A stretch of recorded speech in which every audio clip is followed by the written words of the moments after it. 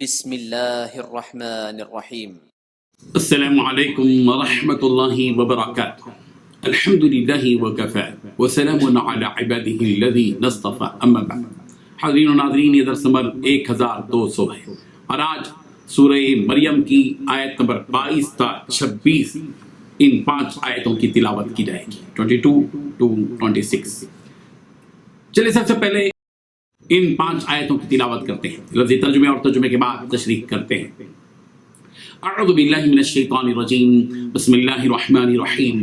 فحملته فانتبذت به مكانا قصيا فأجاءها المخاض إلى جذع النخلة قالت يا ليتني مت قبل هذا وكنت نسيا منسيا فناداها من تحتها ألا تحزني قد جعل ربك تحتك سريا وهزي إليك بجذع النخلة تساقط عليك رطبا جنيا فكلي واشربي وقري عينا فإما ترين من البشر أحدا فقولي إني نذرت للرحمن صوما فلن أكلم اليوم إنسيا۔ صدق اللہ العظیم۔ لفظی ترجمہ یوں ہے، فحملت، چنانچہ وہ حاملہ ہو گئی اس لڑکے سے، فانتبذت، پھر وہ الگ ہو گئی، بھی اس کے ساتھ، مکانا قصیا، ایک دور والے مکان میں، فأجاءها، پھر لے آیا اس مریم کو، المخاض، درد زہ، الى جذع النخلہ، ایک کھجور کے تنے کی طرف، قالت، تو اس نے کہا، یا لیتنی، اے کاش، مت، میں مر جاتی، قبل ھذا، اس سے پہلے، وکنت، اور میں ہو جاتی، نسیا منسیا، بھولی بسری۔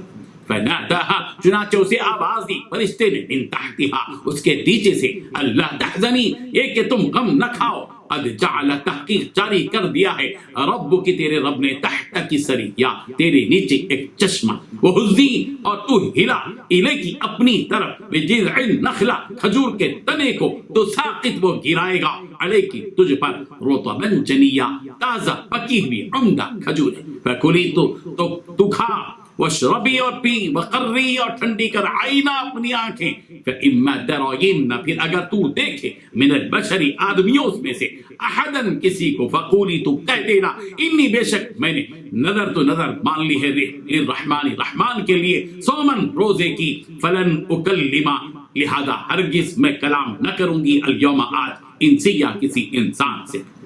ترجمہ یوں ہے، پھر ہوا یہ کہ مریم کو اس بچے کا حمل تحت گیا، اور جب ولادت کا وقت قریب آیا تو وہ اس کو لے کر لوگوں سے الگ ایک دور مقام پر چلی گئی۔ پھر زچگی کے درد نے انہیں کھجور کے ایک درخت کے پاس پہنچا دیا، وہ کہنے لگی، کاش کہ میں اس سے پہلے ہی مر گئی ہوتی اور مر کر بھولی بسری ہو جاتی۔ پھر فرشتے نے ان کے نیچے ایک جگہ سے انہیں آواز دی کہ غم نہ کرو، تمہارے رب نے تمہارے نیچے ایک چشمہ پیدا کر دیا ہے، اور کھجور کے تنے کو اپنی طرف ہلاؤ، اس میں سے پکی ہوئی تازہ کھجوریں تم پر جھڑیں گی، اب کھاؤ اور پیو، اور آنکھیں ٹھنڈی رکھو، اور اگر لوگوں میں سے کسی کو آتا دیکھو تو اشارے سے کہہ دینا کہ آج میں نے رب رحمان کے لیے ایک روزے کی منت مانی ہے، اس لیے میں کسی بھی انسان سے بات نہیں کروں گی۔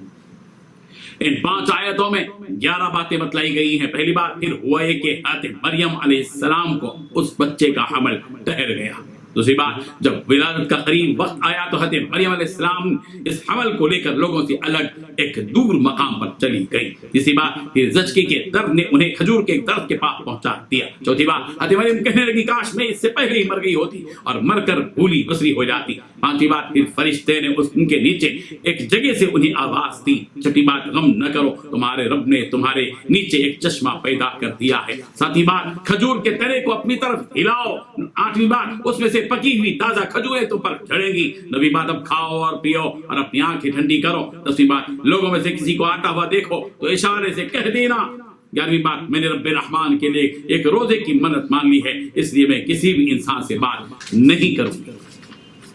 بزرگان محترم، حضرت مریم حیادار اور عفت والی نیک خاتون تھی. انہوں نے اپنی عفت اور عصمت کو محفوظ رکھا. اللہ تبارک و تعالیٰ کی مرضی یہ تھی کہ ان کے ذریعے بغیر باپ کے ایک ایسا بیٹا پیدا ہو جو قدرت کی نشانی بھی ہو اور اپنی قوم کے لیے وہ نبی بھی ہو. چنانچہ اللہ تبارک و تعالیٰ حضرت جبرائیل امین کے ذریعے حضرت مریم کے گریبان میں اپنی روح پھونک دی. چنانچہ سورۃ التحریم کی آیت نمبر 12 میں یوں کہا گیا وَمَرْيَمَ ابْنَتَ عِمْرَانَ الَّتِي أَحْصَنَتْ فَرْجَهَا فَنَفَخْنَا فِيهِ مِنْ رُوحِنَا. اور مریم بنت عمران کی جس نے اپنے ناموس کی حفاظت کی پھر ہم نے اپنی طرف سے اس میں جان پھونکی.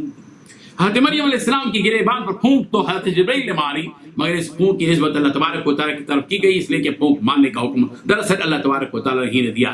جب حضرت جبرائیل نے اللہ تبارک و تعالیٰ کے حکم کی حضرت مریم کو اطلاع دی کہ ان کے ہاں لڑکا ہوگا تو حضرت مریم کے اللہ تبارک و تعالیٰ کے فیصلے پر راضی ہو گئی اور حضرت جبرائیل امین نے حضرت مریم کی گریبان میں پھونک مار دی. اس پھونک کے نتیجے میں حضرت مریم اللہ تبارک و تعالیٰ کے حکم سے حاملہ ہو گئی. اس کے بعد حضرت مریم اس حمل کو لیے ہوئے علیحدہ ہو کر دور چلی گئی. قرآن مجید نے حضرت مریم کے حمل کی مدت کے بارے میں خاموشی اختیار کی ہے، اس لیے کہ اس مدت کو معلوم کرنے کی کوئی زیادہ ضرورت ہی نہیں ہے. ہم تو یہی سمجھیں گے کہ جس طرح عام عورتوں کے حمل کی مدت 9 ماہ ہوتی ہے، حضرت مریم کے حمل کی مدت بھی 9 ماہ ہی ہو. حضرت مریم علیحدہ ہو کر دور کیوں چلی گئی؟ اس لیے کہ ان کو اپنی قوم سے حیا محسوس ہوئی اور اس لیے بھی وہ دور ہو گئی تاکہ وہ تنہائی میں اللہ تبارک و تعالیٰ کی عبادت کر سکیں اور اپنے حقیقی رب سے مناجات کر سکیں. حضرت ابن عباس رضی اللہ عنہ فرماتے ہیں کہ حضرت مریم وادی بیت الحم کے کونے تک چلی گئی اور ایلیا اور بیت الحم کی وادی کے درمیان 4 میل کا فاصلہ ہے. جس رب ذوالجلال نے بغیر دانے کے پہلی مرتبہ کھیتی اگائی اور جو رب ذوالجلال بغیر بارش کی زمین سے درخت اگاتا ہے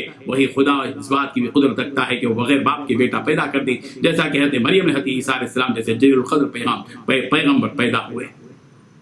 جب حضرت مریم کو درد زا ہوا تو اس درد زا کی وجہ سے کھجور کے درخت کے پاس ہو گئی، آج کھجور کے تنے کے قریب یا اس درد سے ہی ٹیک لگا کر بیٹھ گئی اور کھجور اور اسی کیفیت میں کہنے لگی کہ آئے کاش میں پہلے سے مر گئی ہوتی اور بالکل ہی بھولی بسری ہو جاتی کہ نہ کوئی مجھے جانتا اور نہیں پہچانتا. ظاہر ہے کہ اس وقت حضرت مریم کے لیے پریشانی کا وقت تھا. جنگل بیابان اور تنہائی، در سے بے چین اور کوئی ایسا چھپر یا بستر بھی نہیں کہ جس پر لیٹ سکیں، اور یہ خیال بھی کھایا جا رہا تھا کہ اگر لڑکا پیدا ہوا تو لوگ کیا کہیں گے. اسی پریشانی نے کہنے پر حضرت مریم کو مجبور کر دیا کہ کاش میں پہلے ہی مر چکی ہوتی اور میرا نام و نشان باقی نہ رہتا.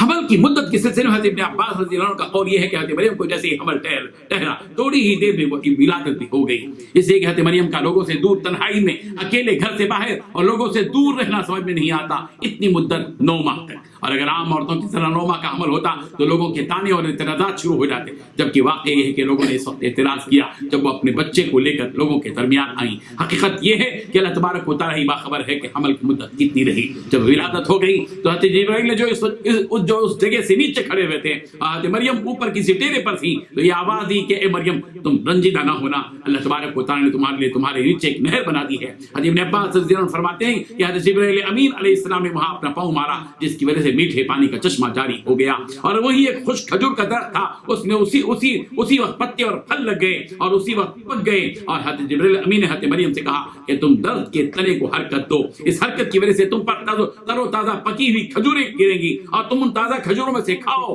اور اس نہر سے جو جاری ہوئی ہے میٹھا اور خوشگوار پانی پیو اور اپنی آنکھوں کو ٹھنڈی کر لو. یہ تمہارا بیٹا ہے جو تمہارے لیے تمہاری آنکھوں کی ٹھنڈک ہے. اس واقعے سے اس بات کا بھی علم ہوتا ہے کہ زچہ عورت کے لیے کھجور زیادہ مفید ہوتا ہے. اس کے بعد حضرت مریم کو یہ ہدایت دی گئی کہ اگر تم کسی انسان کو دیکھو کہ وہ اس بچے کی پیدائش کے بارے میں تم سے کچھ پوچھنا چاہتا ہے تو تم اشارے سے یہ بات کہہ دو کہ میں نے اس بات کی منت مانی ہے کہ ایک روزہ رکھنے کی منت مانی ہے کہ میں کسی بھی انسان سے بات نہیں کروں گی بلکہ میں فرشتوں سے بات کروں گی اور اپنے رب سے دعائیں مانگوں گی. پچھلی شریعتوں میں کھانے سے اور بات سے روکنے کا بھی روزہ تھا. ان کے نزدیک روزے کا طریقہ گفتگو سے رک جانا ہوتا تھا، مگر شریعت محمدی میں بات کرنے کے روزے کو مشروعیت نہیں دی گئی. یعنی شریعت محمدی میں بات کا روزہ نہیں ہے، کھانے کا روزہ ہے کہ آدمی کھانے سے رک جائے وہی روزہ کہلاتا ہے. اللہ تبارک و تعالیٰ ان واقعات سے ہم سب کو سبق حاصل کرنے کی توفیق عطا فرمائے. وآخر دعوانا ان الحمد للہ رب العالمین.